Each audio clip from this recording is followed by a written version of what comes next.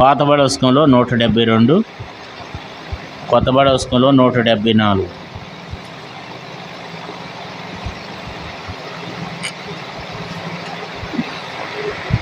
ఘనత మహిమ ప్రభుకే, తరతరములలో తనకే చెల్లును గాక. ఘనత మహిమ ప్రభుకే. నీతిమంతుడు మహనీయుడు, నీతిమంతుడు మహనీయుడు. స్తుతి కీర్తనలతో సన్నుతించెదము, స్తుతి కీర్తనలతో సన్నుతించెదము. అద్భుతములను చేయు దేవుడు, అద్భుతములను చేయు దేవుడు. వినుతించెదము విమలాత్ముడని, వినుతించెదము విమలాత్ముడని. ఘనత మహిమ ప్రభుకే, తరతరములలో తనకే చెల్లును గాక. ఘనత మహిమ ప్రభుకే. పావన ప్రభు యేసుండు, పావన ప్రభు యేసుండు.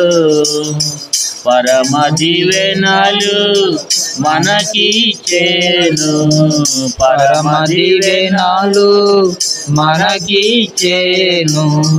తరతరములలో ఎరిగిన తండ్రిని, తరతరములలో ఎరిగిన తండ్రిని.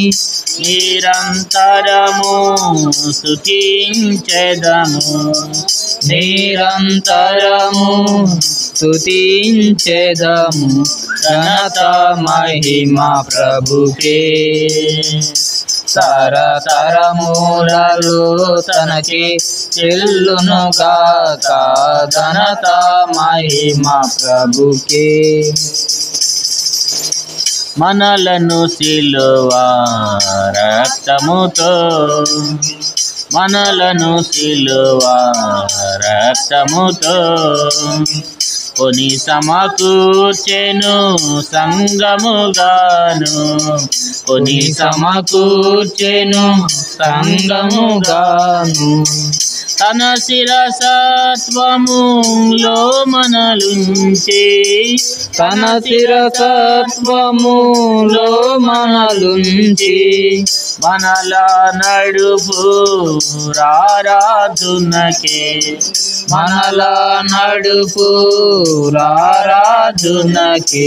ఘనత మహిమ ప్రభుకే, తరతరములలో తనకే చెల్లును గాక.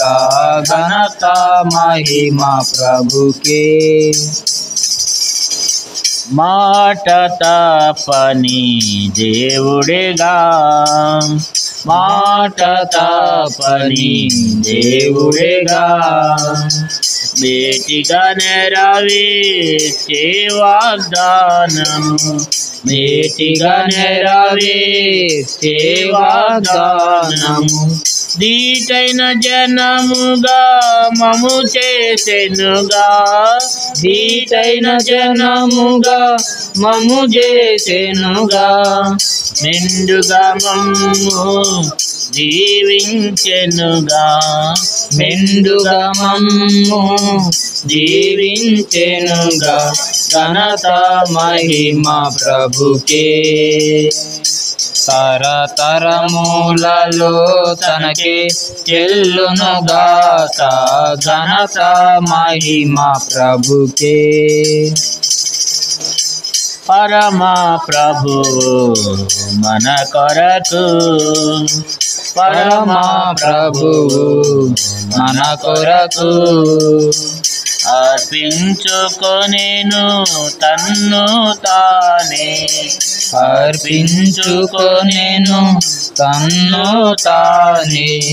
సర్వము మనకు ఇచ్చిన ప్రభువే, సర్వము మనకు ఇచ్చిన ప్రభువే, సర్వదా మనము సంస్తుతించెదము, సర్వదా మనము సంస్తుతించెదము.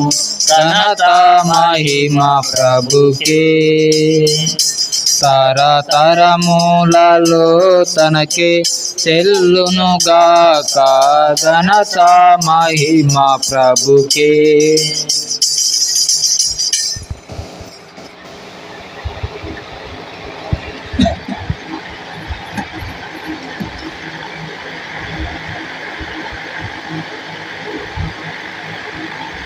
అరవై 166 పాట పాడుకుందాం.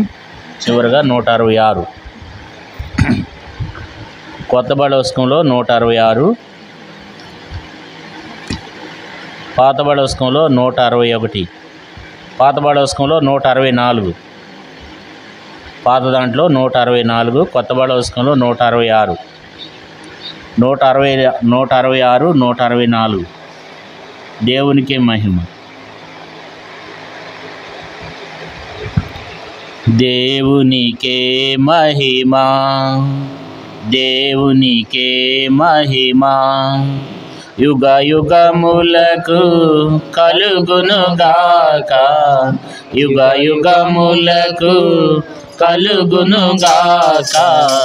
దేవునికే మహిమా, దేవునికే మహిమా.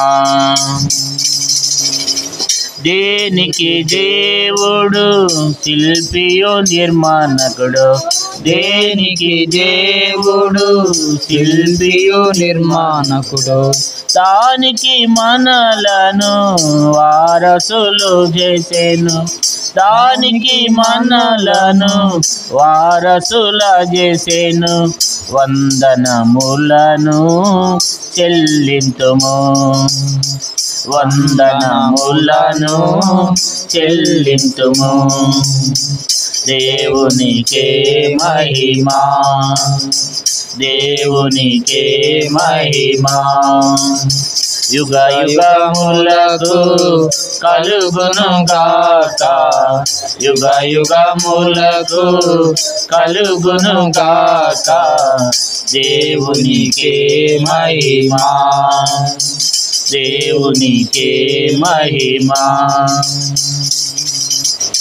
నిలవరమైనది మనకిలా లేదని, నిలవరమైనది మనకిలా లేదని, వల్లభుడు స్థిర పరచెను పరమందు, వల్లభుడు స్థిర పరచెను పరమందు. చెల్లించి స్తుతులను పూజింతుము, చెల్లించి స్తుతులను పూజింతుము. దేవునికే మహిమా, దేవునికే మహిమా. సియోను పురమగు దేవుని నగరకు, సియోను పురమగు దేవుని నగరుకు సొంపుగా తెచ్చెను తన కృప ద్వారాని, సొంపుగా తెచ్చెను తన కృప ద్వారాని. స్తోత్ర గీతములను పాడెదము, స్తోత్ర గీతములను పాడెదము. దేవునికే మహిమా, దేవునికే మహిమా. పరదేశులుగా మనలను చేయక, పరదేశులుగా మనలను చేయక, ప్రభుని ఇంటికి వారసులుగా చేసే, ప్రభుని ఇంటికి వారసులుగా చేసి. పాడి పొగడేదాము మన ప్రభుని, పాడి పొగడేదాము మన ప్రభుని. దేవునికే మహిమా, దేవునికే మహిమా.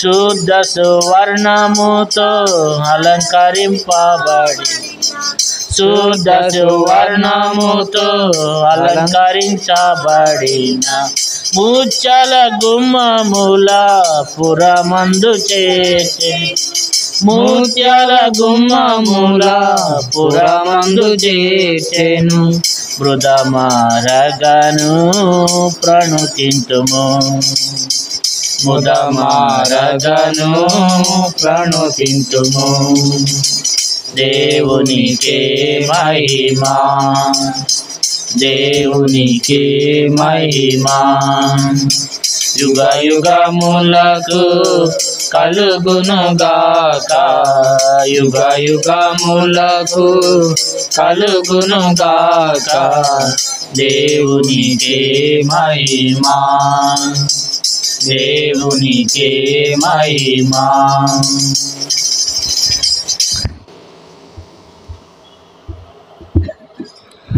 యెషయా గ్రంథం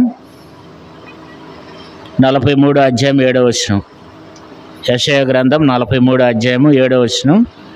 నా మహిమ నిమిత్తము నేను సృజించిన వారిని, నా నామం పెట్టబడిన వారిని తెప్పించుము. నేనే వారిని కలగజేసి తిని, నేనే వారిని పుట్టించిన వాడును నేనే. దేవుని వాక్యంలో ఇక్కడ మనం చూసినట్లయితే నా నామం నిమిత్తము నేను సృజించిన వారిని, నా నామం పెట్టబడిన వారందరినీ తెప్పించము అంటున్నాడు. నేనే వారిని కలగచేసి తిని, వారిని పుట్టించిన వాడును నేనే అంటున్నాడు. దేవుడు మనల్ని ఎందుకు పుట్టించినాడు? భక్ష్యం అంకుల్ దగ్గరికి ఎవరన్నా ప్రార్థన చేయించుకోవడానికి వస్తే, బర్త్డే అప్పుడు, పుట్టినరోజు అప్పుడు, అంకులు నా కొరకు ప్రార్థన చేయండి అని ఎవరన్నా వస్తే అప్పుడు అనేవాడు, ఏంటి సందర్భం అంటే, ఈరోజు నా బర్త్డే అంకుల్ అంటే, దేవుడు నిన్ను ఎందుకు పుట్టించాడో తెలుసా అని అడిగేవాడంట. ప్రతి ఒక్కరిని అట్లాగే అడిగేవాడంట. ఎవరు వచ్చి ఆయన దగ్గరికి వచ్చి ప్రార్థన చేయించుకున్నా పుట్టినరోజు అప్పుడు భక్ష్యం అంకుల్ చెప్పే మాట ఏంటంటే, దేవుడు నిన్ను ఎందుకు పుట్టించాడో నీకు తెలుసా అని అడిగేవాడంట. కాబట్టి వాళ్ళకి సరైన రీతిలో ఎందు నిమిత్తం పుట్టించాడో తెలుసా అని అడిగేవాడంట. ఏమో అంకుల్ అంటే, దేవుడు నిన్ను పుట్టించింది ఎందుకంటే తన నామం నిమిత్తం, తన నామానికి మహిమ తెచ్చే నిమిత్తం కదా. అందుకని ఇక్కడ కూడా ఏముంది, నా మహిమ నిమిత్తం నేను సృజించిన వారిని, నా నామం పెట్టబడిన వారందరినీ తెప్పించము. నేనే వారిని కలగజేసి తిని, వారిని పుట్టించిన వాడను నేనే అంటున్నాడు. కాబట్టి దేవుడు ఏమంటున్నాడంటే, దేవుడు ఎందుకు మనలను కలగజేసినాడు అంటే ఆయన నామం కొరకు, ఆయనకి మహిమ తీసుకొచ్చేదానికి దేవుడు మనలను ఏర్పరచుకున్నాడు అన్నమాట. దేవుడు మనల్ని ఎందుకు రక్షించుకున్నాడు ఈ పాపలోకంలో నుండి అంటే, మనలను దేవుడు తన మహిమ నిమిత్తం, మనల్ని ఎందుకు దేవుడు సృష్టించినాడంటే ఆయన మహిమ నిమిత్తమై దేవుడు మనలను కలగజేసినాడు. ఆయన నామం గణపరిచే నిమిత్తమై దేవుడు మనలను సృష్టిస్తూ వచ్చినాడు. అందుకని ఏమంటున్నాడంటే, మనం చూసినట్లయితే యెషయా గ్రంథం 43 అధ్యాయము 21వ వచనం, నా నామము నిమిత్తము నేను నిర్మించిన జనులు నా స్తోత్రములను పసురుము చేయుదురు. కాబట్టి ఇక్కడ కూడా ఏమంటున్నాడంటే నా నామము, కాబట్టి నా నిమిత్తము నేను నిర్మించిన జనులు. కాబట్టి ఎవరి నిమిత్తం దేవుడు మనల్ని సృష్టించినాడంటే దేవుని నిమిత్తం. కాబట్టి ఆయనకు నామానికి మహిమ తెచ్చేదాని నిమిత్తమై, ఆయనకి మహిమ తెచ్చి చెల్లించే బిడ్డలంగా నీవునే మనం కలిగి ఉండాలి. ఆయన్ని గణపరిచే బిడ్డలంగా నీవునేమో కలిగి ఉండాలి. 20వ వచనములు ఏమంటున్నాడు చూడండి, నేను ఏర్పరచుకున్న ప్రజలు తాగుటకు అరణ్యములో నీళ్లు పుట్టించుచున్నాను, ఎడారిలో నదులు కలగజేస్తున్నాను, అడవి జంతువులను, అడవి కుక్కలను, నిప్పుకోళ్ళను నన్ను ఘనపరుచును. కాబట్టి జంతువులు దేవుణ్ణి ఏం చేస్తున్నాయంట? ఘనపరుస్తున్నాయి అన్నమాట. మనం కూడా దేవుణ్ణి మనం ఎంతో ఘనపరిచే వారంగా ఉండాలి. దేవునికి మనము మహిమ తెచ్చే వారంగా ఉండాలి. ఈ భూమి మీద దేవుడు మనల్ని ఎందుకు ఏర్పరచుకున్నాడు, అసలు మనల్ని ఎందుకు సృష్టించినాడు అని అంటే, దేవుడు ఏమంటున్నాడంటే 7వ వచనంలో యెషయా గ్రంథం 43:7 ఏమంటున్నాడంటే, నా మహిమ నిమిత్తము నేను సృజించిన వారిని అంటున్నాడు. కాబట్టి తన మహిమ నిమిత్తం ఆయన సృష్టిస్తూ వచ్చినాడు కదా. నా నిమిత్తం అంటున్నాడు 21వ వచనంలో, నా నిమిత్తం నేను నిర్మించిన నా జనులు అంటున్నాడు. కాబట్టి దేవుడు మనల్ని సృష్టించింది ఎందుకంటే ఆయన నిమిత్తమై సృష్టించినాడు. కాబట్టి ఆయన కొరకై మనలను దేవుడు సృష్టించినాడు. మనలను కలగజేసినటువంటి సృష్టికర్త అయినటువంటి ప్రభువైన యేసుక్రీస్తు ప్రభువారు తండ్రి అయిన దేవుడు ఆయన ఎంతో మనలను కలగజేసినటువంటి దేవుడుగా ఉంటూ ఉన్నాడు. కాబట్టి ఆయన నామానికి మనము మహిమ తెచ్చేవారంగా, ఆయన నామానికి మనము ఘనతను తీసుకొచ్చే వారంగా ఉండాలన్నమాట కదా. అందుకని యేసుక్రీస్తు ప్రభువారు ఆ యొక్క పరలోక ప్రార్థన చేస్తూ ఆయన ఏం చెప్తూ వచ్చినాడు, శిష్యులు అడిగినప్పుడు నీ నామము పరిశుద్ధపరచబడును గాక అని అన్నాడు. అంటే దేవుని నామము మహింపరచబడాలి, దేవుని నామం ఏం చేయబడాలి, పరిశుద్ధపరచబడాలి. దేవుని నామము చూడండి 6వ అధ్యాయం మత్తయి సువార్త 6వ అధ్యాయము 9వ వచనం.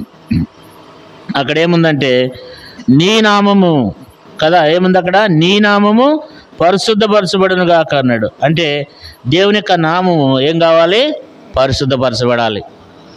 మనందరి ద్వారా దేవుని నామము ఎంతో ఘనపరచబడాలి, దేవుని నామము ఎంతో హెచ్చించబడాలి కదా. ఆ రీతిగా దేవునికి మనము మహిమను తీసుకొచ్చే వారంగా ఉండాలి.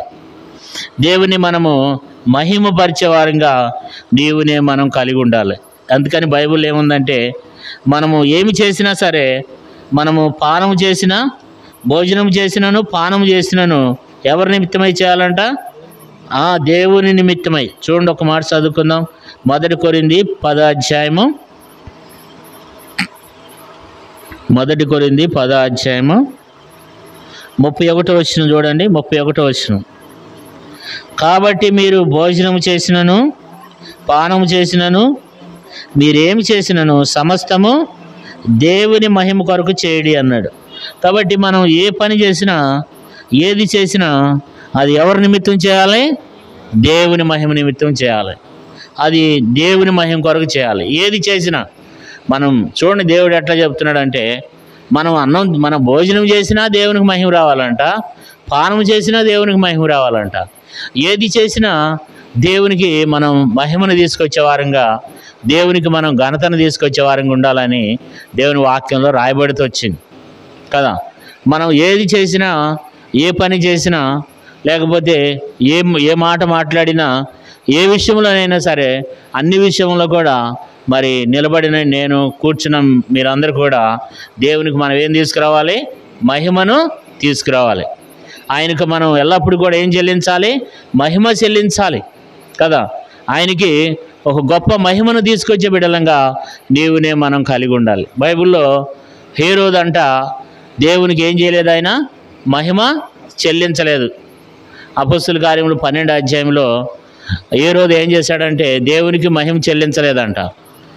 కాబట్టి ఏమైపోయినాడు, అక్కడికక్కడే పురుగులు పడి చనిపోతూ వచ్చినాడు ఆ వ్యక్తి. కారణం ఏంటంటే ఆ వ్యక్తి దేవుని ఏం చేయలేదు, మహిమ పరచలేదన్నమాట. కాబట్టి భూమి మీద ఉన్న ప్రతి ఒక్కరూ మనము మన ద్వారా దేవునికి మహిమ కలగాలి కదా. నీ ద్వారా, నా ద్వారా, మన అందరి ద్వారా, ఎవరి ద్వారా అయితే దేవునికి మహిమ కలుగుతుందో వాడని దేవుడు ఏం చేస్తాడు, దీవిస్తాడనమాట కదా. ఈ రాత్రికా సమయంలో మరి మనం ఏం చేస్తే, ఈరోజు నేను ప్రార్థన చేస్తూ వచ్చినాను, దేవుడు ఏ వాక్యం చెప్పమన్నాడంటే, దేవా మరి ఈరోజు ఏ వాక్యం చెప్పాలి నీ ప్రజలకని చెప్తూ ప్రార్థన చేస్తూ వచ్చాను. ఈరోజే కాదు, ఈ వారం అంతా ప్రార్థన చేస్తానన్నమాట. పలానా వాళ్ళ ఇంట్లో గ్రొక్కుడికి ఉంది, మరి ఆ రోజు ఏం మాట్లాడాలని, మరి కనీసం రోజుకి 3 సందర్భాల్లో అయినా సరే ఈ మాట నేను జ్ఞాపకం చేస్తానన్నమాట దేవునికి. సరే, ఈరోజు కూడా నేను ప్రార్థన చేస్తూ వచ్చినప్పుడు దేవుడు నాతో మాట్లాడుతూ వచ్చినాడు. నా నామం నిమిత్తమై ఈ మనుషులు జీవించాలి, ఏది చేసినా నాకు మహిమ వచ్చేటట్లుగా ఈ మనుషులు జీవించాలని చెప్పి దేవుడు నాతో మాట్లాడుతూ వచ్చినాడు అనమాట. ఇవన్నీ నా మాటలు కాదు, దేవుని వాక్యంలో నుండి మనము ఒక 7 విషయాలను మనము జ్ఞాపకం చేసుకుందాం. ఏమి చేస్తే దేవునికి మహిమ వస్తుంది అనే విషయాన్ని దేవుని వాక్యంలో ఒక 7 విషయాలు మనం చదువుకుని దేవుని మనం ఎంతో మరి అలాంటి మహింకరమైనటువంటి జీవితాన్ని దేవుని మనం కలిగి ఉన్నట్లుగా మనము అలాంటి జీవితాన్ని మనం కలిగి ఉందాం. మొట్టమొదటి విషయం ఏంటంటే కీర్తనల గ్రంథం ఏం చేస్తే దేవుని నామానికి మహిమ కలుగుద్ది. కీర్తనల గ్రంథం 50వ కీర్తన 23వ వచనం అందరూ కలిసి చదువుకుందాం. కీర్తనలు 50వ కీర్తన 50వ కీర్తన 23వ వచనం 50వ కీర్తన 23వ వచనం అందరూ కలిసి చదువుకుందాం. స్తుతియాగం అర్పించేవాడు నన్ను మహిమపరచుచున్నాడు, నేను వానికి రక్షణ కనపరుచినట్లు వాడు మార్గము సిద్ధపరుచుకును. ఈరోజు క్యాలెండర్ వాగ్దానం ఏంటి చెప్పండి? ఏమ్మా చెప్పండి. ఈరోజు క్యాలెండర్ వాగ్దానం, ఈరోజు క్యాలెండర్ వాగ్దానం ఇదే వాగ్దానం. క్యాలెండర్ వాగ్దానం కూడా చదువుకోవాలి. నేను వాట్సాప్లో కూడా మన గ్రూప్లో పెడతాను అనమాట. దేవుని క్యాలెండర్ వాగ్దానం ఒకటి మన గ్రూప్లో పెడతాను. కాబట్టి క్యాలెండర్ వాగ్దానము దేవుడు చూపిస్తూ వచ్చినాడు. దేవునికి ఎట్లా మహిమ కలుగుద్ది అంటండి? క్యాలెండర్ ఉన్నది ఎందుకు? డేటులు, తర్వాత దాని కింద ఏముంది? వాక్యం ఎందుకు ఇచ్చాడు దేవుడు? అది భక్సింగ్ అంకుల్కి దేవుడు ప్రత్యక్షత ఇచ్చాడు అనమాట. మొట్టమొదట క్యాలెండర్ మీద వాక్యం ఉన్నది మన సహవాసంలోనే. తర్వాత అందరూ ఆ వాక్యాన్ని వేయించుకుంటున్నారు. ఇటువరకు అట్లా ఉండేది కాదు. భక్సింగ్ అంకులతో దైవజనుడి ద్వారా దేవుడు స్వయంగా మాట్లాడితే అప్పుడు ఏ రోజు వాక్యం ఏంటనేది దైవజనుడి ద్వారా దేవుడు మాట్లాడినప్పుడు ఆ రోజు ఈ వాక్యం ఈ వాక్యం అని చెప్పి వాళ్ళు ప్రార్థన చేసి ఆ వాక్యాలన్నీ సెట్ చేస్తారనమాట. కాబట్టి క్యాలెండర్ వాక్యం అనేది కూడా మనకు చాలా ఉపయోగకరమైంది. దాన్ని కూడా మనం చదువుకోవాలి. అట్లా గోడకు తగిలిస్తే ఏమీ ప్రయోజనము ఉండదు కదా. బైబిల్ ఉంది, చదువుకోవాలి కదా. మరి క్యాలెండర్ ఉంది, క్యాలెండర్ వాక్యం కూడా చదువుకోవాలి. దాన్ని అట్లా గోడకు తగిలిచ్చేస్తే మన వాగ్దానాలు తీసుకుంటాం, బైబిల్లో పెట్టేసేస్తే ఆ వాగ్దానాలు మనం ఎత్తిపట్టాలి, ప్రార్థన చేయాలి కదా.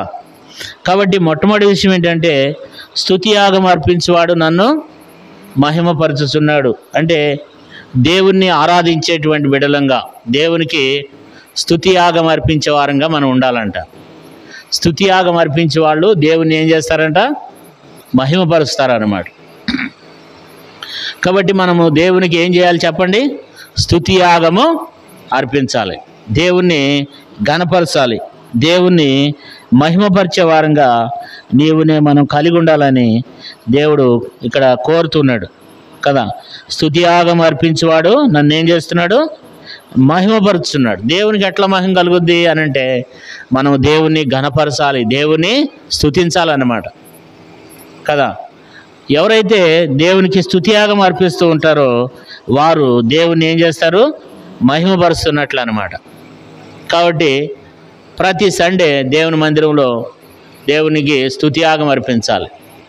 ప్రతిరోజు ఉదయం లేవగానే దేవుని స్తుతించాలి. ప్రభా, నాకు ఇచ్చినటువంటి మంచి ఇల్లుని బట్టి, నాకు ఇచ్చినటువంటి కుటుంబాన్ని బట్టి, నా భర్తను బట్టి, నా భార్యను బట్టి, నాకు ఇచ్చిన పిల్లలను బట్టి, నాకు ఇచ్చినటువంటి జాబును బట్టి, లేకపోతే నాకు ఇస్తున్నటువంటి పంట భూమిని బట్టి, పొలాన్ని బట్టి, పశువులను బట్టి, ఇవన్నిటిని బట్టి దేవునికి మనం ఏం చేయాలి?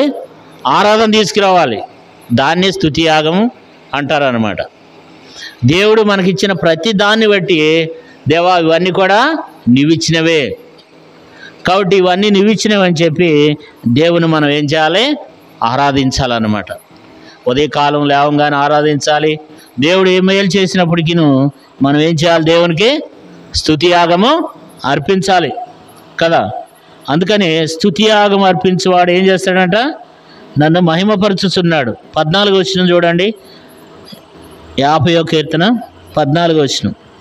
దేవునికి స్తుతియాగం చేయము, మహోన్నతునికి నీ మొక్కుబడులు చెల్లించుము. దేవునికి స్తుతియాగం చేసేవారంగా నీవునే మనము ఉండేవారంగా ఉండాలన్నమాట కదా.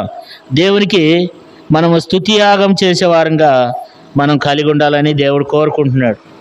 ఇలాంటి స్తుతియాగాన్ని మనం దేవునికి చెల్లించే వారంగా, దేవుని మనం గణపరిచే వారంగా నీవునే మనం కలిగి ఉండాలి. అందుకే కీర్తనకారుడు ఏమంటాడు చూడండి, 56వ కీర్తన 13వ వచనం. 56వ కీర్తన 13వ వచనం. నేను నీకు మ్రొక్కుని ఉన్నాను, నేను నీకు స్తుతియాగములు అర్పించాను. అంటే దేవునికి స్తుతియాగములు ఏం చేస్తున్నాడు? అర్పిస్తున్నాడు అన్నమాట. దేవునికి స్తుతియాగం అంటే మన జీవితమే దేవునికి ఒక స్తుతియాగంగా ఉండాలని దేవుడు కోరుకుంటున్నాడు. మనము దేవునికి ఎట్లా మహిమ తీసుకొచ్చే వారంగా ఉంటామంటే దేవునికి మనం ఏం చేయాలి? స్తుతియాగము అర్పించాలన్నమాట. హెబ్రీయులకు రాసిన పత్రిక 13వ అధ్యాయం 15వ వచనం చదవండి. కొంచెం బిగ్గరగా చదవండి, నాకు వినపట్లేదు.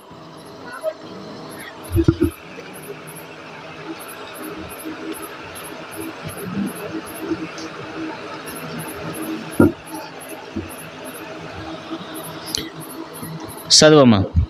హెబ్రీయులకు రాసిన పత్రిక 13వ అధ్యాయము 15వ వచనం.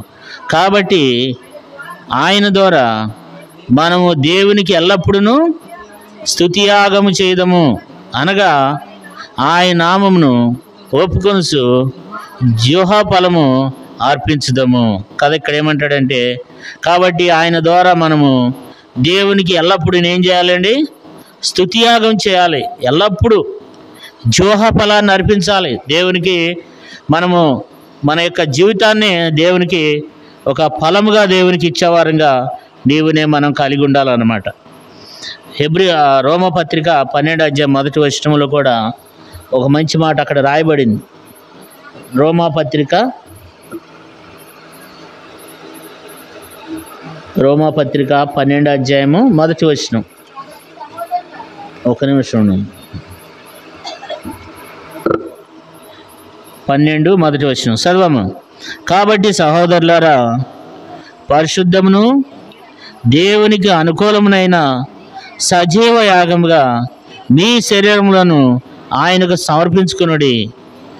దేవుని వాత్సల్యమును బట్టి మిమ్మల్ని బ్రతిమాలుస్తున్నాను, ఇట్టి సేవ మీకు యుక్తమైనది. దేవునికి మనం ఏం చేయాలంట కదా. రోమపత్రిక 12వ అధ్యాయం 1వ వచనంలో, కాబట్టి సహోదరులారా, పరిశుద్ధమును దేవునికి అనుకూలమైన సజీవ యాగంగా మీ శరీరంలోనూ ఆయనకి ఏం చేయాలండి? సమర్పించుకునుడి. మన శరీరాలని దేవునికి పని కొరకై సమర్పించుకోవాలి కదా. తర్వాత ఇంకేమంటున్నాడు కింద? సమర్పించుకునుడు అని దేవుని వాత్సల్యతను బట్టి మిమ్మల్ని ఏం చేస్తున్నాను? బతిమాలుకొనుస్తున్నాను, ఇట్టి సేవ మీకేమైంది? యుక్తమైనది. కాబట్టి దేవునికి మనం ఏం చేయాలి? మన శరీరాన్ని, మన ఆత్మ ప్రాణ శరీరములను దేవునికి స్తుతియాగంగా మనం అర్పించే వారంగా ఉండాలి కదా. మన జీవితమే దేవుని కొరకు ఒక సాధనంగా దేవుని గణపరిచే వారంగా ఉండాలి. మొదటి విషయం ఏంటి? 50వ కీర్తన 23వ వచనం. స్తుతియాగం అర్పించేవాడు నన్ను మహింపరుస్తున్నాడు. ఎవరైతే స్తుతియాగం అర్పిస్తారో, ఒక ఆరాధనే కాదు, రోమపత్రిక 12వ అధ్యాయం 1వ వచనంలో చెప్పబడినట్లుగా మన శరీరాలను కూడా దేవుని కొరకు ఉపయోగించాలి, దేవుని పని కొరకు ఉపయోగించాలి. కాబట్టి స్తుతియాగం అర్పించేవాడు నన్ను ఏం చేస్తున్నాడు? మహిమపరుస్తున్నాడు అని చెప్పి దేవుని వాక్యంలో రాయబడుతూ వచ్చింది. దేవునికి మనము స్తుతియాగం అర్పించే బిడ్డలంగా దేవునే మనం కలిగి ఉండాలి. ఇంకో మాట చదువుకుందాం. రెండో విషయాన్ని కూడా పేతురు రాసిన మొదటి పత్రికలో, పేతురు రాసిన మొదటి పత్రిక 4వ అధ్యాయము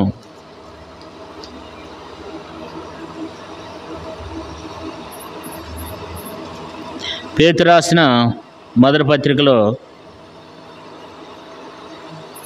అధ్యాయం 16వ వచనం చూడండి. 4:16. ఎవడైనను క్రైస్తవుడు అయినందుకు బాధను అనుభవించినట్లా అతడు సిగ్గుపడక ఆ పేరును బట్టి దేవుని మహింపరచవలెను. ఇక్కడ మనం చూస్తే రెండో విషయం ఏంటంటే, మనకు ఎన్ని కష్టాలు వచ్చినా, ఎన్ని బాధలు వచ్చినా సరే దేవుని నామాన్ని బట్టి ఆయనకి మనము ఆ భక్తి జీవితాన్ని మనం విడవకుండా ఉండాలి. ఆ పేరుని బట్టి దేవుని నామానికి మనము మహిమను తీసుకొచ్చే వారంగా ఉండాలి కదా. కాబట్టి రెండో విషయం ఏంటంటే, ఎవడైనను క్రైస్తవుడు అయినందుకు బాధను అనుభవించిన యెడల అతడు సిగ్గుపడక ఆ పేరును బట్టి దేవుణ్ణి ఏం చేయాలి? మహిమపరచబడాలి. కాబట్టి మనకు వచ్చిన కష్టాల్లో, మనకు వచ్చినటువంటి బాధల్లో యోబు వల్లే మనం ఏం చేయాలి? యోబు ఏం చేశాడు? దేవుణ్ణి ఆరాధించినాడు. ఆ పేరుని బట్టి మనం దేవుణ్ణి గణపరిచే బిడ్డలంగా ఉండాలి. దేవుని యొక్క పేరుని బట్టి, దేవుని యొక్క నామాన్ని బట్టి మనం దేవుణ్ణి గణపరిచే వారంగా, శ్రమల్లో కూడా దేవుణ్ణి ఆరాధించే బిడ్డలంగా, కష్టాల్లో దేవుణ్ణి మహింపరిచే బిడ్డలంగా కదా. దేవుని కొరకు అంతేకాదు, మనము దేవుడు మహింపరచబడాలంటే దేవుని కొరకు మనం ఏం చేయాలి? శ్రమ పడాలి. దేవుని కొరకు మనం ఏం చేయాలి ప్రియులరా?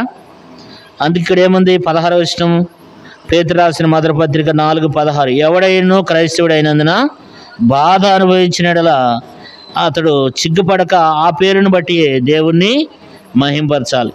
దేవుని కొరకు మనము శ్రమ పడాలి. దేవుని కొరకు ఏం చేయాలండి? శ్రమ పడాలి.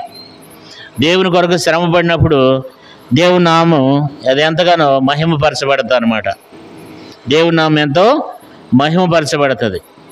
ఆ రీతిగా అంతేకాదు, మనకు కలిగిన శ్రమల్లో కూడా మనం ఎంతో దేవుని నామాన్ని ఘనపరిచే వారంగా ఉండాలి. ఉదాహరణకి హబక్కూకు అనేటువంటి వ్యక్తి ఏం చేస్తాడంటే, చదవవసరం లేదు కానీ హబక్కూకు గ్రంథం 3వ అధ్యాయంలో రాయబడింది, అంజరపు చెట్లు పుయ్యకుండినాను, ద్రాక్ష చెట్లు ఫలింపుకుండినాను కదా. ఇట్లా మొత్తం చెప్పుకుంటూ వస్తాడు ఆయన. ఒక లిస్టే చెప్పుకుంటూ వస్తాడు. కాబట్టి ఏమున్నా లేకపోయినా నేను యెహోవాని బట్టి ఏం చేస్తాను? నేను ఆనందిస్తాను అంటాడు. అట్లా మరి ప్రభు బిడ్డలైన మనము ఏం చేయాలి? మనకున్నటువంటి అనారోగ్యాలను బట్టి ఒకసారి ఒక సేవకుడు చెప్పినాడు. అంటే ఒక సందర్భంలో ఒక సేవకుడు మాట్లాడుతూ వచ్చి వాళ్ళ సంఘంలో ఉన్నటువంటి ఒక విశ్వాసి ఆరాధన చేస్తుందంట. అంటే దేవా, ఇప్పుడు నాకు ఎన్ని జబ్బులు ఉన్నాయి? 40 జబ్బులు ఉన్నాయి అయ్యా, అందుని బట్టి నేను నిన్ను స్తుతిస్తున్నాను. 41వ కూడా ఇచ్చినావు, అందుని బట్టి ఆరాధిస్తున్నానని సండే రోజు ఆరాధన చేసిందంట. చూడండి, అంటే ఆమెకున్నటువంటి విశ్వాసం బెదర్ అని చెప్పి ఒక సహోదరుడు మాట్లాడుతూ నేను విన్నాను అన్నమాట. కాబట్టి దేవుని బిడ్డలైనటువంటి మనము మనకున్నటువంటి కష్టాల్లో, మనకున్న బాధల్లో, మనకున్న ఇబ్బందుల్లో మనము దేవుణ్ణి మహిమపరిచే వారంగా, దేవుణ్ణి ఘనపరిచే వారంగా, ఆ పేరుని బట్టి దేవుని నామానికి మనము మహిమ చెల్లించే వారంగా మనము కలిగి ఉండాలి కదా. కాబట్టి ఇంకో మాట, మూడో విషయాన్ని కూడా మనం చదువుకుందాం. మత్తయి సువార్త దేవుని వాక్యం నుండి చూసినట్లయితే మత్తయి సువార్త 5వ అధ్యాయము, మత్తయి సువార్త 5వ అధ్యాయం 16వ వచనం. మత్తయి 5:16, మనుషులు మీ సత్క్రియలను చూచి పరలోకమందున్న మీ తండ్రిని మహింపరచినట్లు వారి ఎదుట మీ వెలుగుని ప్రకాశింప నీయుడి. ఇక్కడ మనం చూసినట్లయితే మూడవదిగా దేవుని వాక్యంలో రాయబడింది, మనుషులు మీ సత్కార్యములను చూచి పరలోకమందున్న మీ తండ్రిని మహింపరచినట్లు వారి ఎదుట మీ వెలుగు ప్రకాశింపనీయుడి. దేవుని మహింపరిచే రీతిలో, దేవుని బిడలమైనటువంటి వారంగా ప్రకాశించేటువంటి రీతిలో, దేవుణ్ణి మహింపరిచే బిడలంగా, దేవుని ఘనపరిచే బిడలంగా మనము దేవుని నామం ఎట్లా మరి అది మహింపరచబడుతుంది అంటే, మనము దేవునికి సత్కార్యములు చేయాలి. సత్కార్యములు చేసినప్పుడు దేవుని నామం ఏం చేయబడుద్ది అంటే అండి, మహిమ పరచబడుద్ది అన్నమాట కదా. మనం ఎప్పుడైతే మనం సత్కార్యములు చేస్తామో అప్పుడు దేవుని నామము అది ఎంతగానో మహిమపరచబడుద్ది అని చెప్పి దేవుని వాక్యంలో రాయబడుతూ వచ్చిందనమాట కదా. మనం సత్కార్యములు చేసే వారంగా ఉండాలి. బైబిల్లో ఏముందంటే, అందుకనే ఆదాముతో దేవుడు అంటాడు, నువ్వు సత్క్రియ చూడండి, చదువుకుందాం. ఆదికాండంలో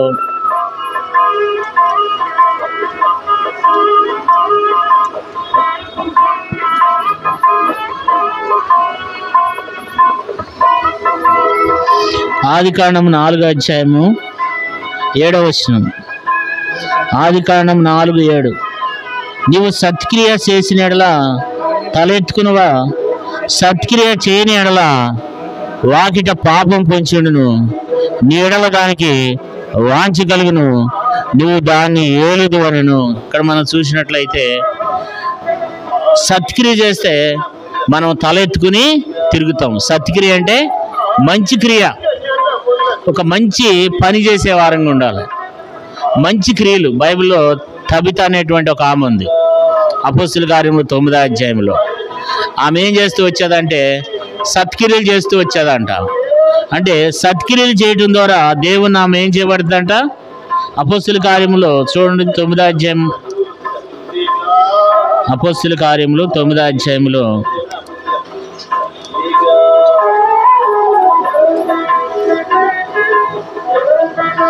అపోస్తుల కార్యములు 9వ అధ్యాయము 36వ వచనం. మరియు ఎప్పేలో తబితాను ఒక శిష్యురాలుండెను, ఆమెకు భాషాంతరమున రెబుకా ద్వారకా అని పేరు. ఆమె సత్క్రియలను ధర్మకార్యములను బహుగా చేసిండును. అంటే ఆమె సత్క్రియలు చేస్తూ వచ్చింది, ధర్మకార్యాలు. వెధవరాళ్ళకి ఏం చేస్తూ వచ్చేదంటే ఆమె వెధవరాళ్ళకి బట్టలు ఇచ్చేదంట. మరి చాలామంది వెధవరాళ్ళు ఉంటే వాళ్ళకి ఎంతో సహాయం చేసేదంట, ఎంతో ఆర్థికంగా సహాయం చేసేదన్నమాట. కాబట్టి సత్క్రియలు చేస్తూ వచ్చింది ఆమె. కాబట్టి దేవుని నామానికి మహిమ కలగాలంటే మనం ఏం చేయాలంటున్నాడు యేసుప్రభువు వారు. చదువుకుందాం 5వ అధ్యాయము, మత్తయి సువార్త 5వ అధ్యాయము 16వ వచనం. మనుషులు మీ సత్క్రియలను చూచి పరలోకమందున్న మీ తండ్రిని మహింపరచినట్లు వారి ఎదుట మీ వెలుగు ప్రకాశింపనీయుడి. మనుషులు మన సత్క్రియలు చూడాలంట. అంటే మనం చేసే మంచి పనులు ప్రజలు చూడాలి, పలానా వాళ్ళు ఇలాంటి మంచి పనులు చేస్తారు. కాబట్టి మనం చేసేటువంటి ఆ సత్క్రియలు ఎప్పుడైతే మనం చేస్తూ ఉన్నామో అది ప్రజలు చూసినప్పుడు దేవుని నామానికి ఏం కలుగుద్దంట, మహిమ కలుగుద్ది అన్నమాట కదా. కాబట్టి దేవుని బిడ్డలైనటువంటి మనకు ఆ సత్క్రియలు చేసే బిడ్డలంగా మనం ఉండాలి. ఒక మంచి పనులు దేవుని కొరకై క్రయం చెల్లించే బిడ్డలంగా నీవునే మనం కలిగి ఉండాలని చెప్పి దేవుని వాక్యంలో మరి రాయబడుతూ వచ్చిందనమాట కదా. కాబట్టి ఇక్కడ అందుకని ఇప్పుడు దేవుడు ఏమంటున్నాడు, మొట్టమొదటి విషయం ఏంటి, స్తుతియాగం అర్పించేవాడు దేవుని ఏం చేస్తాడంట, మహింపరుస్తాడు. రెండో విషయం ఏంటంటే శ్రమల్లో బాధల్లో తర్వాత దేవుని కొరకు కూడా శ్రమ అనుభవించే వారంగా దేవుని మనం కలిగి ఉండాలని దేవుడు కోరుకుంటున్నాడు. తర్వాత మూడో విషయం ఏంటంటే సత్క్రియలు చేసినట్లు ప్రజలు మీ ఎడల ఏం చేస్తారు, మనం చేసే సత్క్రియలు ప్రజలు చూచి, ఇప్పుడు ద్వారకా విషయంలో కూడా ఆ తబిత విషయంలో కూడా వాళ్ళు ఏమంటారు, ఆమె గురించి ఎంతగానో పొగుడుతూ ఉంటారు అనమాట. ఈమె బతుకుండగా మాకేం చేసింది, మంచి మంచి వస్త్రాలు ఇచ్చింది, మమ్మల్ని ఎంతో ఆదుకుంది అని చెప్పి ఆమె గురించి వాళ్ళు ఒక గొప్ప సాక్ష్యాన్ని చెప్తూ వచ్చారనమాట కదా. అనేక మంది వచ్చినారు. అట్లా నీవునే మనం కూడా దేవుని బిడ్డలైన మనము. అందుకే ఇక్కడ ఏముంది, మత్తయి సువార్త 5వ అధ్యాయంలో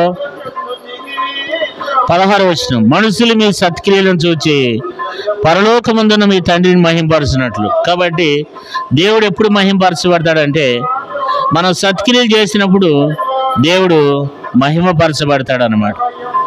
కాబట్టి ఇలాంటి మంచి అవకాశాన్ని నీవునే మనం కలిగి ఉండేవారంగా, ఇలాంటి దేవుడిని మహింపరిచే బిడ్డలంగా మనం కలిగి ఉండాలి. దేవుని వాక్యంలో అందుకని తెలియచేయబడుతుంది అనమాట. కాబట్టి ఇట్టి గొప్ప మహిమను మనం తీసుకొచ్చే వారంగా, దేవుని మహింపరిచే బిడ్డలంగా దేవునే మనం కలిగి ఉండాలనే విషయాన్ని దేవుని వాక్యంలో రాయబడుతూ వచ్చింది. కాబట్టి నాలుగో విషయాన్ని కూడా చదువుకుందాం. చూడండి,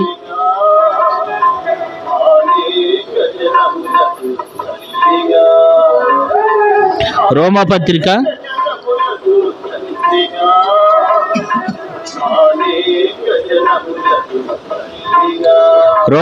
16వ అధ్యాయము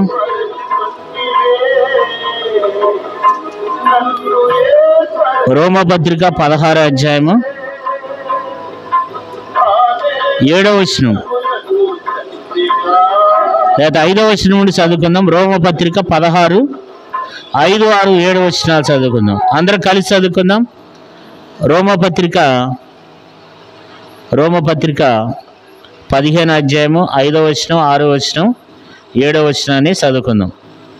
మీరు ఏకభావం గలవారై ఏకగ్రీవంగా మన ప్రభువైన యేసుక్రీస్తు తండ్రియగు దేవుని మహిమపరచు నిమిత్తం క్రీస్తు యేసు చిత్త ప్రకారం ఒకరితోనొకడు మనసు కలిసిన వారై ఉండినట్లు ఆ ఓర్పునకును ఆధారణకును కర్తయగు దేవుడు మీకు అనుగ్రహించును గాక. ఇక్కడ మనం చూసినట్లయితే దేవుని వాక్యంలో ఏం రాయబడుతూ వచ్చిందంటే, పరలోకమందున్న దేవుడు మహింపరచబడాలంటే ఇక్కడ 5వ వచనంలో అంటాడు, మీరు ఏకభావం గలవారై ఏకాగ్రవంగా మన ప్రభువైన యేసుక్రీస్తు తండ్రి అయిన దేవుడు మహిమపరచు నిమిత్తం. అంటే ఇక్కడ ఏం రాయబడుతూ వచ్చిందంటే, క్రైస్తవులందరూ ఐక్యతతో కలిసి ఉన్నప్పుడు దేవుని నామానికి ఏం కలుగుద్ది అంటండి? మహిమ కలుగుద్ది అనమాట కదా. ఇక్కడ అందుకేమంటాడు, మీరు ఏకభావం గలవారై, తర్వాత ఏకాగ్రవంగా మన ప్రభువైన యేసుక్రీస్తు తండ్రి అయిన దేవుడు దేవుని మహిమపరచు నిమిత్తం క్రీస్తు యేసు చిత్త ప్రకారం ఒకరితోనొకడు ఏం కలిగి ఉండాలంటండి? మనసు కలిసిన వారై ఉండినట్లు అంటాడు. కాబట్టి ఎప్పుడైతే బైబిల్లో రాయబడింది సహోదరుల ఐక్యత కలిగి ఉంటే ఎంత మేలు, ఎంత మనోహరం. దేవుని నామానికి మహిమ కలగాలంటే దేవుని ప్రజలందరూ ఏమై ఉండాలండి? ఏకభావం గలవారై ఉండాలన్నమాట. ఏక స్వభావం గలవారై ఉన్నప్పుడు దేవునికి ఏం కలుగుద్దంట? మహిమ కలుగుద్ది అంటున్నాడు కదా. మరొకసారి మనం చదువుకుందాం, చూడండి. రోమపత్రిక 15 అధ్యాయం 5, 6 వచనాలు. మీరు ఏకభావం గలవారై ఏకాగ్రవంగా మన ప్రభువైన యేసుక్రీస్తు తండ్రియగు దేవుని మహిమపరచు నిమిత్తం క్రీస్తు యేసునందు చిత్త ప్రకారము ఒకరితోనొకడు ఏం కలిగి ఉండాలంట? కాబట్టి ఒకరితోనొకడు ప్రభు బిడ్డ. అందుకనే యేసు ప్రభువారు ప్రార్థన చేశాడు యోహాను సువార్త 17 అధ్యాయంలో. మరి ఏర్పరచబడినటువంటి వాళ్ళంతా కూడా, దేవుని ప్రజలందరూ కూడా ఏకం కలిగి ఉండాలంటాడు. వారు ఏకమై ఉన్నలాగున మనమును ఏకమై ఉన్నామంటాడు. తండ్రి అయిన దేవుడు, యేసు ప్రభువారు, పరిశుద్ధాత్మ దేవుడు ఏ రీతిగా ఏకమై ఉన్నారో, దేవుని బిడ్డలైన మనం కూడా ఏకభావం గలవారమై ఉన్నప్పుడు దేవుని నామానికి ఏం కలుగుద్దంట? మహిమ కలుగుద్ది అనమాట. దేవుని నామానికి అలాంటి మహిమను తీసుకొచ్చే వారంగా ఉండాలి. మనం అందరూ ఎప్పుడైతే మనం కలిసి ఉంటామో, మనమనే కాదు లోకంలో ఉన్న క్రైస్తవులు అందరూ కూడా దేవుని ప్రజలైన వారు ఏమై ఉండాలి? కలిసి ఉండటం ద్వారా దేవుని నామానికి మహిమను తీసుకొచ్చే వారంగా దేవునే మనం కలిగి ఉంటామని చెప్పి దేవుడు మాట్లాడుతూ వచ్చినాడు కదా. కాబట్టి అట్లా కూడా దేవుని నామానికి ఏం కలుగుద్ది అంటండి? మహిమ కలుగుద్ది అని చెప్పి దేవుని వాక్యంలో రాయబడుతూ వచ్చిందనమాట కదా. కాబట్టి ఇలాంటి మంచి అనుభవంలో దేవుని మనం గణపరిచే వారంగా ఇప్పుడు ఎన్ని విషయాలు చెప్పుకున్నాం. దేవుని మహింపరచబడాలంటే, దేవుడు మహింపరచబడాలంటే మనం ఏం చేయాలి? స్తుతియాగము అర్పించాలి. తర్వాత మనము శ్రమల్లో దేవుని గణపరచాలి. తర్వాత సత్క్రియలు చేయాలి. తర్వాత ఐక్యత కలిగి ఉన్నప్పుడు దేవుని నామం ఏం చేయబడుద్ది అంటండి? మహిమపరచబడుద్ది అనమాట కదా. దేవుని నామం మహిమపరచబడుద్ది. ఇప్పుడు ఎన్ని విషయాలు చెప్పుకున్నాం? 4 విషయాలు చెప్పుకున్నాం. తర్వాత 5వదిగా ప్రకటన గ్రంథం 16 అధ్యాయంలో దేవుని నామం ఎట్లా మహిమపరచబడుద్ది అనే విషయాన్ని ప్రకటన గ్రంథం 16 అధ్యాయంలో, ప్రకటన 16 అధ్యాయము 9వ వచనం. ప్రకటన 16:9. కాగా మనుషులు తీవ్రమైన వేడిమితో కాలిపోయి ఈ తెగుళ్ళ మీద అధికారం గల దేవుని నామమును దూషించరు కానీ ఆయనను మహిమపరచునట్లు వారు మారుమనసు పొందిన వారు కారు. మనం చూసినట్లయితే 5వదిగా దేవుని నామం ఎట్లా మహిమపరచబడుద్ది అంటే, మారుమనసు పొందినప్పుడు దేవుని నామం ఏం చేయబడుద్ది అంటండి? ఏం చేయబడుద్ది? మహిమపరచబడుద్ది అనమాట కదా. 5వ విషయం ఏమంటున్నాడంటే, దేవుడంట సూర్యుని యొక్క తీవ్రత ఎక్కువైపోద్దంట. సూర్యునికి దేవుడు అధికారం ఇస్తాడంట. సూర్యుడికి దేవుడు అధికారం ఇస్తాడు. చూడండి 8వ వచనంలో ఏముందో, 4వ దూత తన పాత్రను సూర్యుని మీద కుమ్మరింపగా మనుషులను అగ్నితో కాల్చుటకు సూర్యునికి అధికారం ఇవ్వబడును. కాగా మనుషులు తీవ్రమైన వేడిమితో కాలిపోయి ఈ తెగుళ్ళ మీద అధికారం గల దేవుని నామమును దూషింతురు గాని ఆయనను మహిమపరచినట్లు వారు మారుమనసు పొందిన వారు కారు. అంటే దేవుని నామం మహిమపరచబడాలంటే మనం ఏం కావాలండి? మారుమనసు పొందాలి. మనం మారుమనసు పొందకపోతే దేవుని నామం ఏం చేయదు? మహిమ పరచబడదు అన్నమాట. దేవుని నామం మహిమపరచబడాలంటే మనం మారుమనసు పొందాలంట. మనం మారుమనసు పొందకపోతే దేవుని నామం ఏం కాదు? మహిమపరచబడదు. అందుకనే ప్రభువైన యేసుక్రీస్తు ప్రభువారు సువార్త ప్రకటిస్తే ఏం చెప్పినాడు ఆయన? కాలం సంపూర్ణమైనది, దేవుని రాజ్యం సమీపించున్నది, మారుమనసు పొంది సువార్త నమ్ముడి అన్నాడు కదా. కాబట్టి ఒక వ్యక్తి మారుమనసు పొందినప్పుడు దేవుని నామం ఎంతగానో ఏం చేయబడుద్ది అంటే మహింపరచబడుద్ది అనమాట. కానీ మారుమనసు పొందరంట. ఇంకా రానున్న దినాల్లో కూడా ఆ సూర్యుని యొక్క వేడికి, ఆ వేడి కిరణాలకి మనుషులు ఏం చేయరంట అండి? మారుమనసు పొందకుండా దేవుడు సృష్టించినటువంటి ఆ భూమి ఆకాశములను దూషిస్తూ దేవుని దూషిస్తూ ఉంటారంట. కానీ మారుమనసు అనేది పొందరంట కదా. కాబట్టి రాత్రి దేవుడు మనతో మాట్లాడే విషయం ఏంటంటే, 5వదిగా మనము ఎప్పుడైతే మనం మారుమనసు పొందుతామో అప్పుడే దేవుని నామం ఏం చేయబడుతుంది? మహిమపరచబడుతుంది కదా. కాబట్టి దేవుని నామం మహిమపరచబడాలి అంటే ప్రజలందరూ ఏం చేయాలి? మారుమనసు పొందాలి. అందుకని దేవుని వాక్యంలో అపోస్తుల కార్యములు ఏముంది? ఆ అజ్ఞాన కాలంలో దేవుడు చూసి చూడనట్లుండెను, ఇప్పుడైతే అందరూ అంతటా ఏం చేయాలంట? మారుమనసు పొందాలి. ఆ అజ్ఞాన కాలంలో దేవుడు చూచి చూడనట్లు ఊరుకున్నాడంట. ఆ అజ్ఞాన కాలంలో, పూర్వకాలంలో ఇంతమంది పాస్టర్లు ఉండేవాళ్ళు కాదు, ఇంత వాక్యం ఉండేది కాదు, ఎక్కడో ఇన్ని చర్చిలు ఉండేవి కాదు, ఇన్ని సంఘాలు ఉండేవి కాదు. ఎక్కడో ఒక చోట ఒక చర్చి ఉండేది, ఎక్కడో ఒక చోట ఒక పాస్టర్ ఉండేవాడు. ఇంత వాక్యం అనేది లేదు. ఈ రోజుల్లో ఎక్కడ చూసినా ఏమైపోతుంది? ఎక్కడ చూసినా దేవుని వాక్యం ప్రబలిపోతుంది. ఎక్కడ చూసినా సంఘాలు, ఎక్కడ చూసినా దేవుని యొక్క వాక్యము అనేక మందికి వినబడుతుంది అన్నమాట. ఎక్కడ చూసినా మనం సెల్ ఫోన్ ఓపెన్ చేస్తే వాక్యమే కదా, ఇంటర్నెట్లో వాక్యమే, ఎక్కడ చూసినా టీవీలో వాక్యమే, ఎక్కడ చూసినా వాక్యము ఏం చేస్తుంది? నలుమూలలా వినపడుతుంది అన్నమాట. ఇంత వాక్యం విని కూడా మనం ఇంకా మారుమనసు పొందకపోతే దేవుడు చూచి చూడనట్లుగా ఊరుకోడంట. ఆజ్ఞాన కాలంలో అయితే దేవుడు చూచి చూడనట్లుగా ఊరుకునేవాడంట. కానీ ఇప్పుడైతే ఏం చెప్తున్నాడు దేవుడు? ఇప్పుడైతే అందరూ అంతటా ఏం చేయాలి? మారుమనసు పొందాలి కదా. ఇక్కడ మనం చూసినట్టయితే ప్రకటన గ్రంథం 16వ అధ్యాయము 9వ వచనం చదువుకుందాం. కాగా మనుషులు తీవ్రమైన వేడిమితో కాలిపోయి ఈ తెగుళ్ళ మీద అధికారం గల దేవుని నామం దూషించరు కానీ ఆయనను మహింపరచినట్లు వారు మారుమనసు పొందిన వారు కారు. ఇది 5వ విషయాన్ని దేవుడు మాట్లాడుతూ వచ్చినాడు అనమాట కదా. దేవుని నామం మహింపరచబడాలంటే మనం ఏం చేయాలి? ఇప్పుడు మారుమనసు పొందాలి. మనం మారుమనసు పొందకపోతే దేవుని నామం మహింపరచబడదు అనమాట. అందుకని దేవుడు ఏమంటాడు?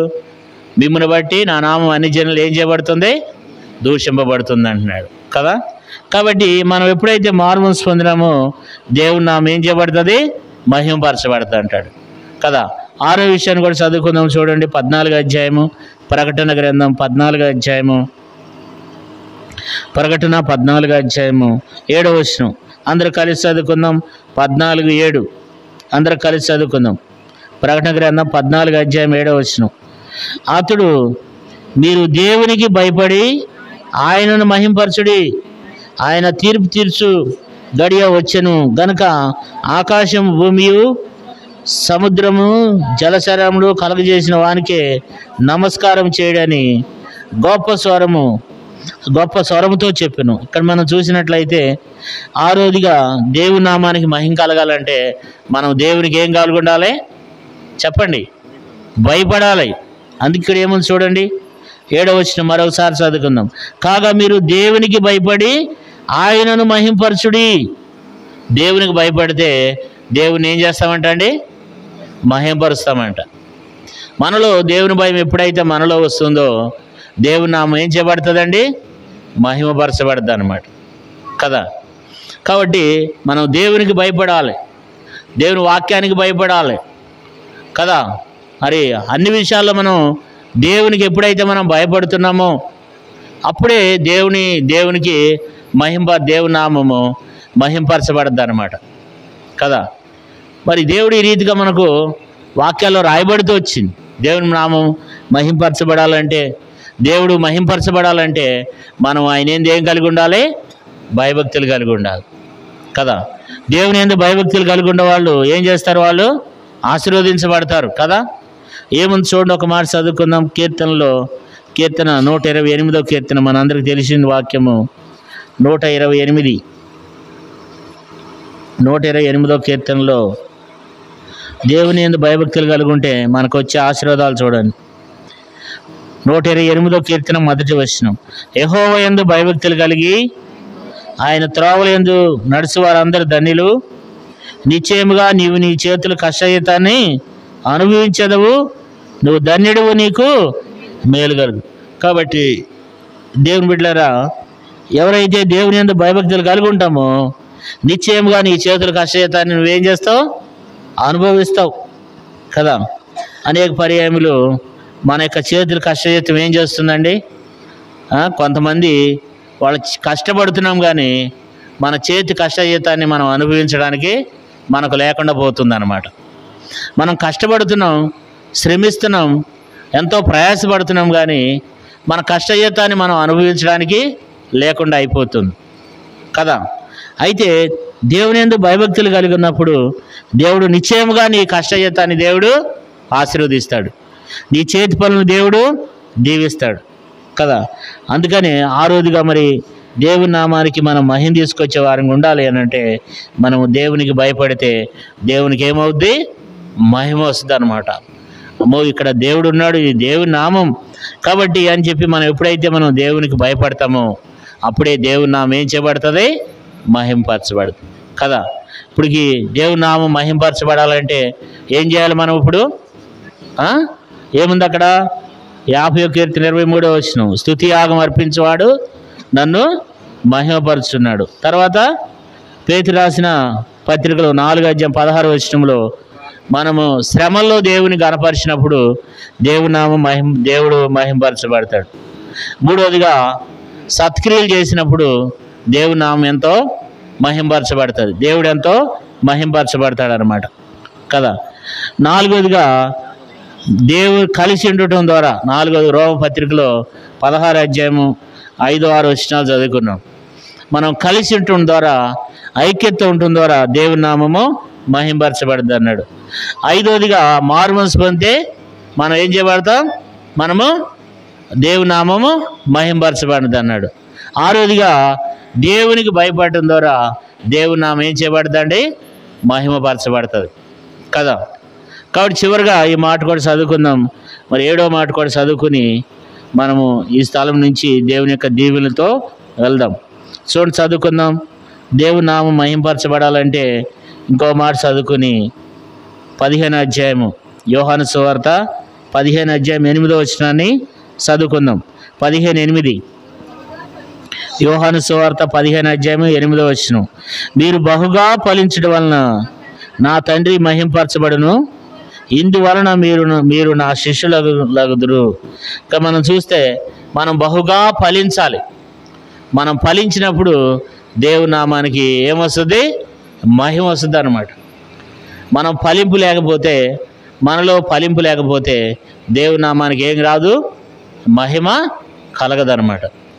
దేవునికి మహిమ కలగాలంటే మనం బహుగా ఏం చేయాలండి?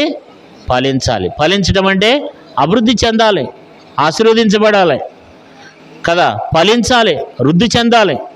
బైబిల్లో రాయబడింది, యోసేపు ఫలించేడు కొమ్మ, నీళ్ళ యొద్ద ఓట యొద్ద ఫలించేడు కొమ్మ. కాబట్టి మనం ఎప్పుడైతే ఫలిస్తామో దేవుని నామం ఏం చేయబడుతుంది? ఆశీర్వదించబడుతుంది. దేవుని నామము మహింపరచబడుతుంది అన్నమాట.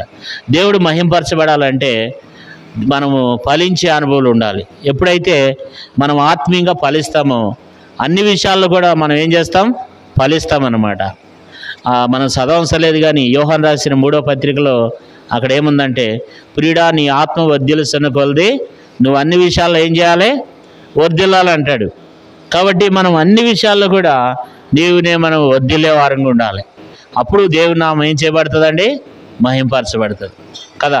మనం ఫలించాలి. పోయిన సంవత్సరానికి ఈ సంవత్సరానికి మనలో అభివృద్ధి జరగాలి. పోయిన సంవత్సరం ఈ సంవత్సరానికి అభివృద్ధి జరగాలి కదా. సంవత్సరాలు గడిచిన కొద్దీ మనలో ఎప్పుడైతే అభివృద్ధి చెందుతూ ఉన్నామనుకో, దేవుని నామం ఏం చేయబడుతుంది? మహింపరచబడుతుంది. దేవుడు మహింపరచబడతాడు అన్నమాట. కాబట్టి 7వ అనుభవం ఏంటంటే, ఫలించే అనుభవాన్ని దేవుడు కోరుకుంటున్నాడు కదా. అందుకేమంటున్నాడు యోహాను సువార్త 15:8 మీరు బహుగా ఫలించడం వలన నా తండ్రి ఏం చేయబడతాడు? మహిమపరచబడతాడు కదా. కాబట్టి దేవుని బిడ్డలారా, దేవుని యొక్క నామము లేదా దేవుడు మహింపరచబడాలంటే మనం చేయాల్సినటువంటి 7 సందర్భాలు దేవుని వాక్యంలో ఉన్నాయి. దేవుని వాక్యంలో 7 సందర్భాలు దేవుడు తెలియచేస్తూ వచ్చినాడు. మొదటి సందర్భాన్ని మనం చదువుకున్నాం. స్తుతి యాగం అర్పించేవాడు నన్ను ఏం చేస్తున్నాడు? మహింపరుస్తున్నాడు. దేవుని గణపరిచేవారంగా, దేవుని మహింపరిచేవారంగా ఉన్నప్పుడు దేవుడు స్తుతి యాగం ఎప్పుడైతే మనం అర్పిస్తామో, మన శరీరంలో దేవుని కొరకు కూడా మనం ఉపయోగించినప్పుడు దేవుని నామము దేవుడు మహింపరచబడతాడు. శ్రమల్లో దేవుణ్ణి గణపరిచే వారంగా ఉండాలి కదా. తర్వాత 3వది సత్క్రియలు చేస్తే ప్రజలు ఆ సత్క్రియలను చూసి దేవుని నామం అక్కడ మహింపరచబడదని చెప్పి యేసుప్రభువు వారు మాట్లాడుతూ వస్తున్నాడు. 4వ విషయం ఏంటంటే, అందరము ఏకభావం ఎప్పుడైతే కలిసి ఉంటారో అప్పుడు దేవుని నామం దేవుడు మహింపరచబడతాడు కదా. 5వది మారుమనసు పొందినప్పుడు ఏం చేయబడతామంట? దేవుని నామము మహింపరచబడుతుంది. దేవుడు మహింపరచబడతాడు అన్నమాట కదా. 6వదిగా ఎప్పుడైతే మనం దేవునికి భయపడతామో దేవుని నామం అప్పుడు ఏం చేయబడుతుందంట? మహింపరచబడుతుందంట. 7వదిగా మనం ఫలించడం ద్వారా దేవుని నామం ఏం చేయబడుతుంది? మహింపరచబడుతుంది అన్నమాట. కాబట్టి 7 విషయాలు దేవుడు మనతో మాట్లాడుతూ వచ్చినాడు. ఇటు అనుభవంలో మనం కూడా దేవుణ్ణి సేవించే వారంగా, దేవునికి స్తుతియాగం అర్పించే వారంగా, శ్రమల్లో కష్టాల్లో దేవుని విడిచిపెట్టకుండా దేవుని వెంబడించినప్పుడు దేవుడు మహింపరచబడతాడు కదా. కాబట్టి మనం దేవునికి అన్ని విషయాల్లో కూడా ఈ రీతిగా మనం కలిగి ఉండాలని, ఆ సత్క్రియలు చేసినప్పుడు ద్వారకావలే మరి మనం ఒక మంచి క్రియలు చేస్తున్నప్పుడు దేవుడు ఎంతో మహింపరచబడతాడని, కలిసి ఉండటం ద్వారా మహింపరచబడతాడని, మారుమనసు పొందటం ద్వారా, దేవునికి భయపడటం ద్వారా, మనం ఫలించడం ద్వారా దేవునికి ఏం కలుగుద్దంట? మహిమ కలుగుద్దంట. మరి అలాంటి మహిమ కలిగినట్టు దేవునికి అలాంటి మహిమను మనం తీసుకొచ్చే వారంగా మనం కలిగి ఉండాలి దేవుని బిడ్డలారా. అంటే మనల్ని బట్టి దేవుడు ఏం చేయబడాలి? ఆనందించాలి. మనల్ని బట్టి దేవుడు మహింపరచబడాలన్నమాట. ఇలాంటిది అందుకని దేవుడు ఏమంటున్నాడు? నా నామం నిమిత్తం ఏమన్నాడు? ఇందా చదువుకుంది, ఈ మాట చదువుకొని ప్రార్థన చేద్దాం. యెషయా గ్రంథంలో ఎవరి కొరకు దేవుడు మనల్ని ఏర్పరచుకున్నాడు? 43వ అధ్యాయము 7వ వచనం. యెషయా గ్రంథం 43:7. యెషయా గ్రంథం 43వ అధ్యాయం 7వ వచనం. నా మహిమ నిమిత్తము నేను సృజించిన వారిని, నా నామం పెట్టబడిన వారందరినీ తెప్పించుము. నేనే వారిని కలుగజేసి తిని, వారిని పుట్టించిన వాడను నేనే. కాబట్టి దేవుడు ఎవరి నిమిత్తం, ఎందు నిమిత్తం దేవుడు మనల్ని సృష్టించినాడు? ఆయన నామం నిమిత్తం, ఆయన నామానికి మహిమ కలిగే నిమిత్తం, ఆయన మహిమ నిమిత్తం దేవుడు మనల్ని సృష్టించినాడు. ఈ భూమి మీద ఉన్నటువంటి సర్వలోక మనుషులందరినీ కూడా తన మహిమ కొరకు దేవుడు మనల్ని సృష్టించినాడు కదా. ఇంకేమంటాడు చూడండి, చదువుకుందాం. 21వ వచనం కూడా, నా నిమిత్తము నేను నిర్మించిన నా జనులు నా స్తోత్రమును ప్రచురము చేయుదురు. కాబట్టి దేవుడు తన నిమిత్తం మనల్ని నిర్మించినాడు. కాబట్టి అలాంటి అనుభవంలో దేవుని మనం ఎంతో మహింపరిచే బిడ్డలంగా, దేవుని మనం గణపరిచే వారంగా మనం కలిగి ఉండాలని దేవుడు మాట్లాడుతూ వస్తున్నాడు. దేవుడి కొద్ది మాటలను దీవించి ఆశీర్వదించుగాక. మనం ఈ కుటుంబం కొరకు మనం ప్రార్థన చేద్దాం.